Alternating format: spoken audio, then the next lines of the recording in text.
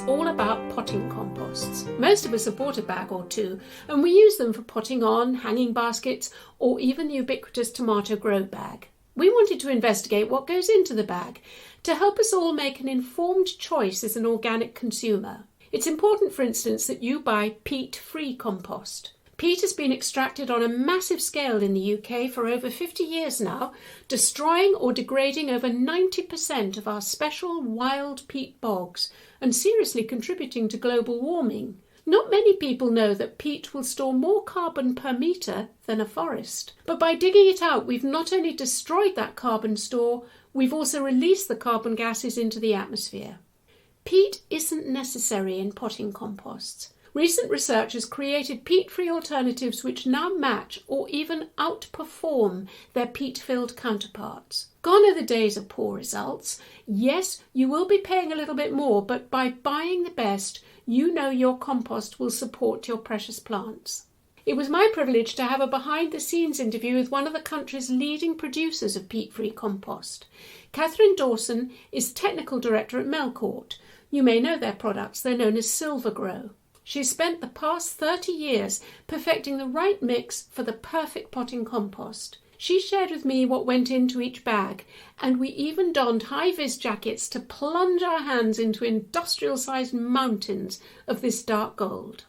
Catherine, what I'd like to do is go right back to the beginning and ask you, why was peat used in the first place? What gave peat its popularity? Peat came along at a time when, in days gone by, the nursery industry relied on bare root plants. Everything was lifted, deciduous plants were lifted in the winter months, sold bare root in nurseries. Garden centres didn't exist. The rise of the garden centre meant that they were very keen on year-round sales. To extend the selling season, once you put something in a container, you can sell it at any time of year. Peat was discovered because it was a local ingredient.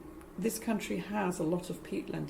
Had a lot of peat. Because the container is transportable, you can put it under cover, you can control the watering, you can control the conditions in which the plant is growing. Exactly. And most importantly, or as importantly, you can keep it in that pot during the summer months, as long as you look after it, which you couldn't do with a bare root plant. So almost immediately you've extended the garden centre selling period. And what did peat bring to the pot?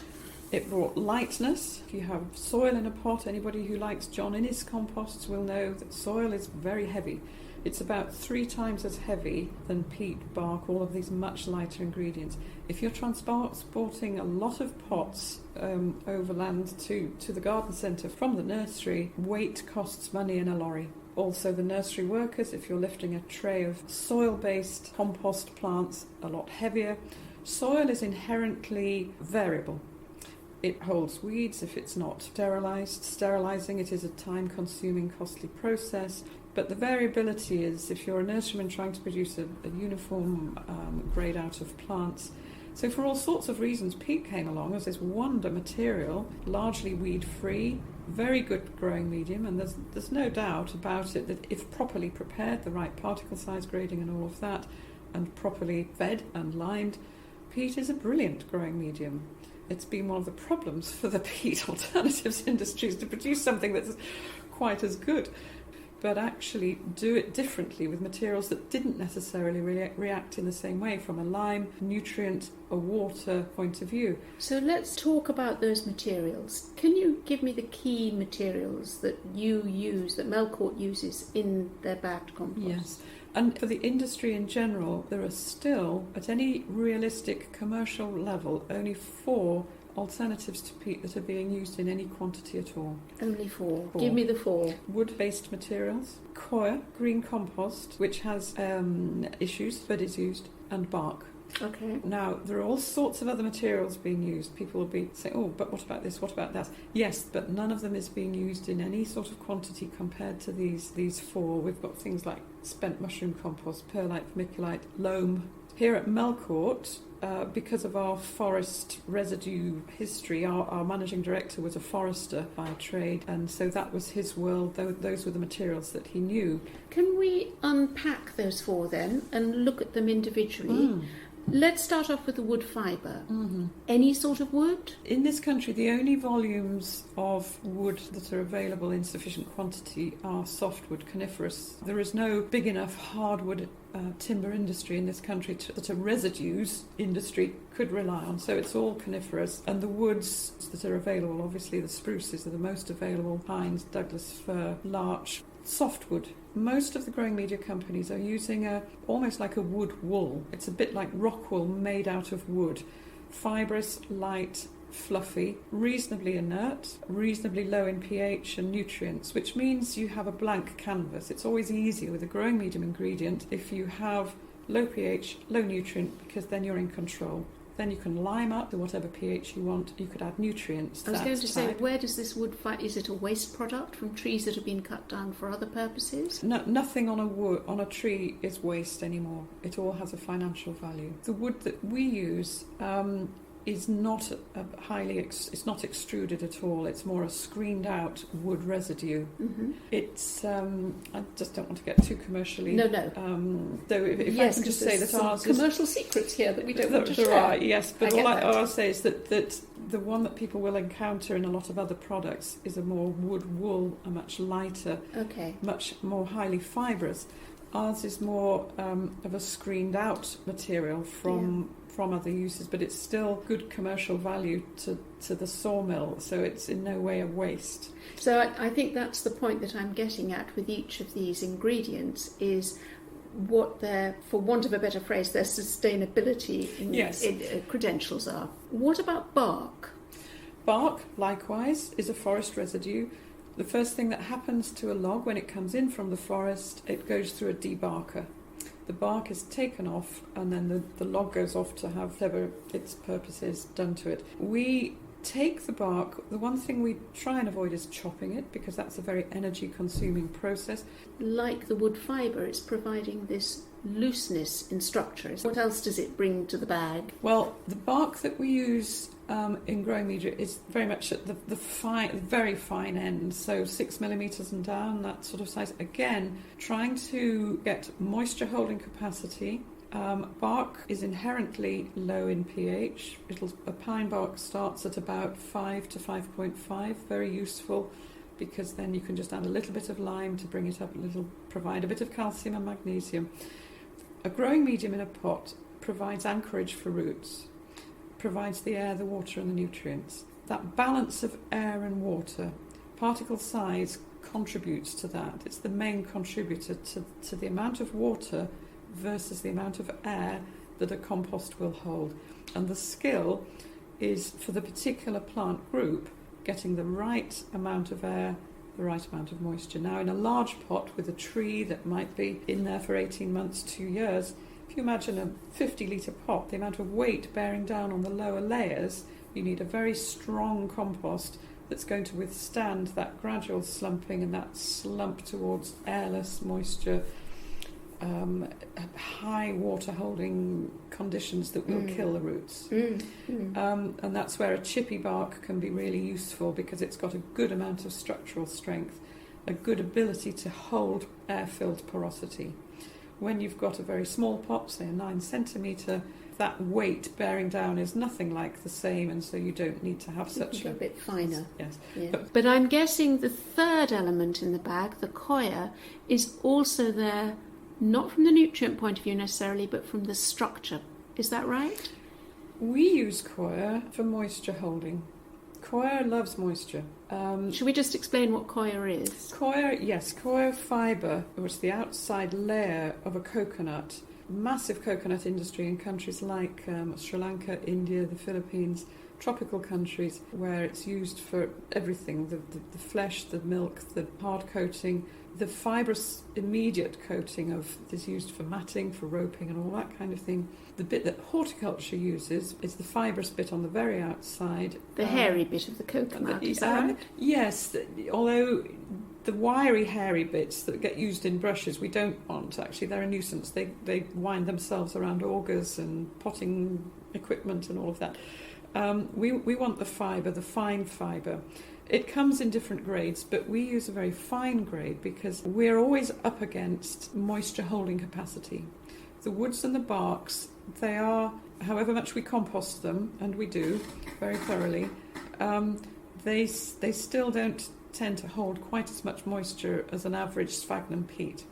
So for us, the coir is the thing that just helps that. It's also a very good wetting agent. If you can imagine a very, very dry block of coir, which is the way that we buy them, if you put that in a bucket of water, it immediately swells and takes it in. Even in its very dry state, it takes water in. You imagine a block of peat in its very dry state. Getting it re-wetted can be a real problem. Coir doesn't do that. It re-wets very, very easily.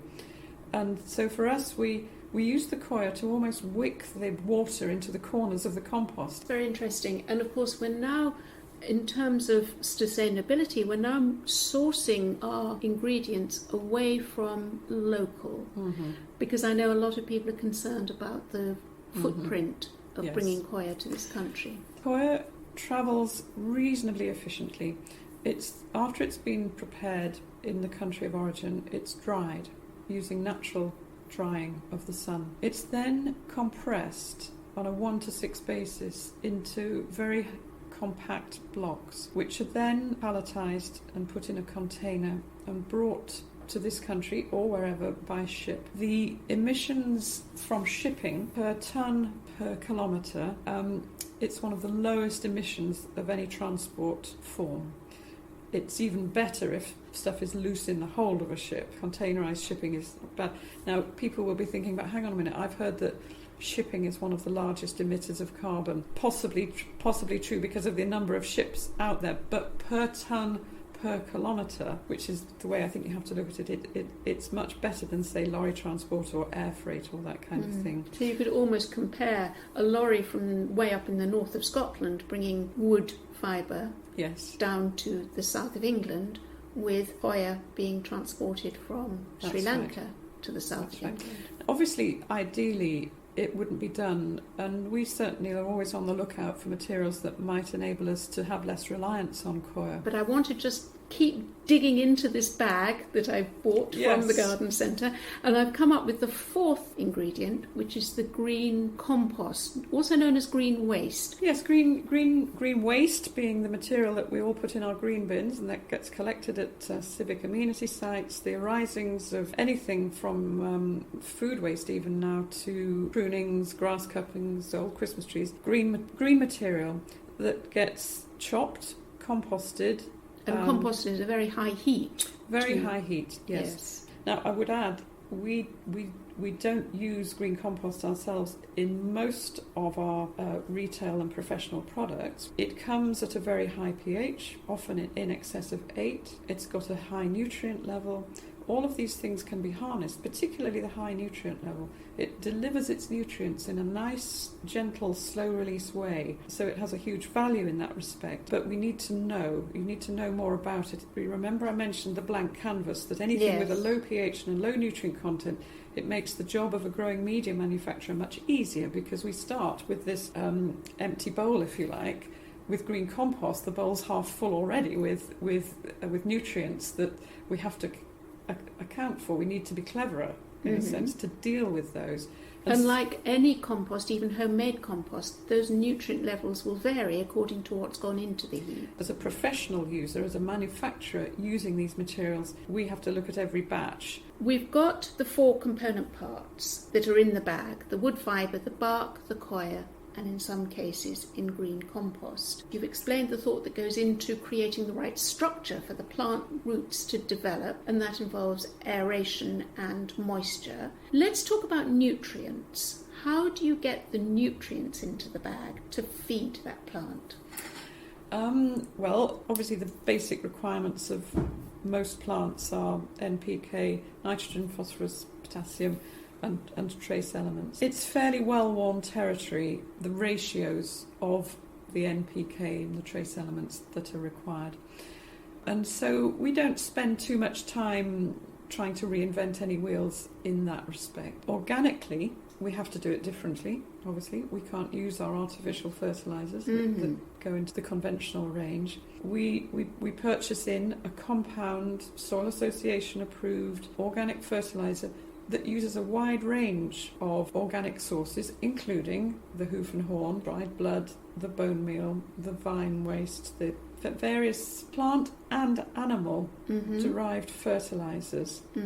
And then it's simply a case of putting enough organic fertilizer in for the product to work. But now that we sell into the retail world, we have to be mindful that that product could also sit on a garden centre shelf for quite a while. Now, organic fertilizers start to mineralize, in other words, become available from the minute they get damp. The microbes get to work and do their thing, which is turning the organic fertilizer, the organic nutrients, into a mineral form that is then available to the plant. So have we got to the stage then that we're going to have best before dates on potting compost bags? Well, fresh compost is always best. On the back of our packs, we advise use within the season of purchase. But you're right, it is a very grey area. The industry has been asked by certain consumer organisations to look at best before dates, but it's an area that's fraught with problems. What we're trying to do is encourage garden centres of all of our products, not just the organic ones. Don't carry over from one year to the next. If you don't sell the materials, don't wheel them out following spring. They'll be wet. It's not good practice. And so on our bags, we just say use within the season of purchase. Even if the bag is sealed? It's to do with what's happening inside the bag, It is, and the bags, they are sealed, but they're not watertight because you have to have little holes in the bag to let it breathe. And also when it goes onto a palletizer, they have to be effectively squashed in order to be flat enough to sit securely and safely on a pallet. And to do that, you need to press the air out. All I would say to anybody buying a bag of compost anywhere, whether conventional or organic, is try your best to view the bag. Does it look fresh? Does it feel really, really heavy? Is it dripping water out of the bottom? Because we've had that. If it is, don't buy it. Go and see the garden centre manager and say, you shouldn't be selling this compost. Or even engage with the store in the first place and Yes, say, that's how right. recent is that delivery? Gosh, I'm being taken down areas I never knew. This wonderful, this world of composting. It's interesting for the listener to understand that the point of this particular interview is to talk about peat-free compost and what Yes. goes into it.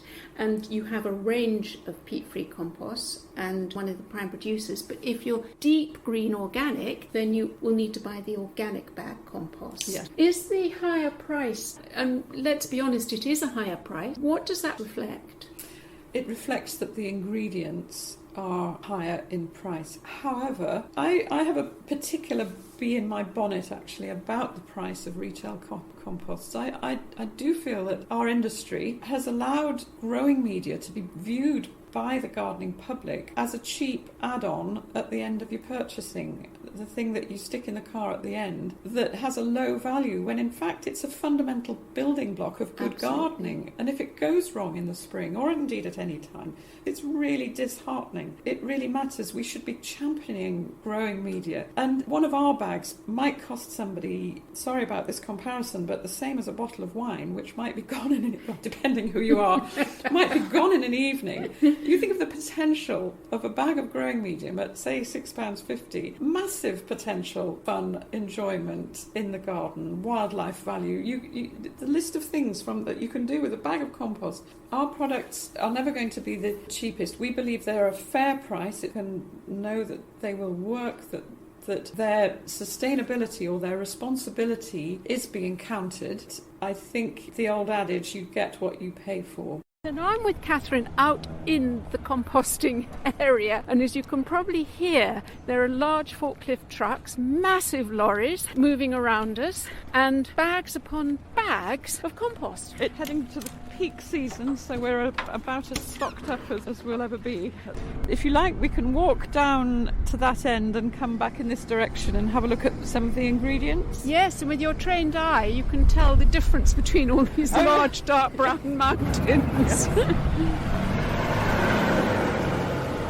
And we're entering an area now where there's a massive tractor, so I'm glad we've got our yellow high-vis jackets on. I have to say, Catherine, one of the things before we start is what a nice smell there is here. Yes, it's the first thing that any visitor to the yard notices. It's a piney, barky, woody sort of smell, Yes, isn't it? nice and fresh. It is nice, yes. So here we are in front of the first of the great big brown piles. What's this? This is reconstituted coir. Wow. So this is ready to go into the compost.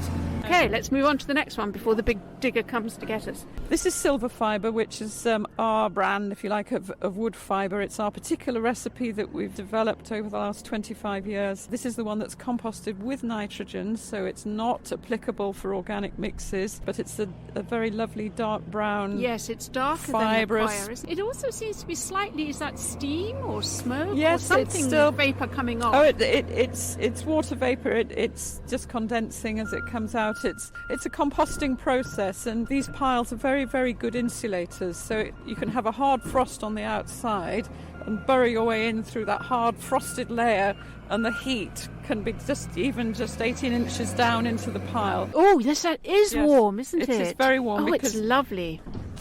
Oh, we've just put out quite a few pheasant. It is, I have to say, very rural around here, despite all the heavy machinery. And this is a newt fence, so we have great crested newts on site. Right. So now we wander back to where the composts are actually made. We've moved from the mountains to a large industrial hangar, it looks like. You say it was an old World War II aircraft hangar. Yes. You can probably hear we're right in the heart of making the mix and also bagging it down at the far end. That's what's making all the noise. Yes. So these are the hoppers of fertiliser. See the big bags up there? These are highly mechanised dosing units that all the time are dropping exactly the right little sprinkle of fertiliser onto the moving conveyor, which has come in from outside. And as always, I find it fascinating that the size of the scale of the mix and yet the precision, the mechanics of it working. Yes, exactly. We're about to be mown down by a forklift truck, so I think we'll move out of the way here. Okay, Catherine, we're in out of the cold, noisy bagging area, but that was fascinating.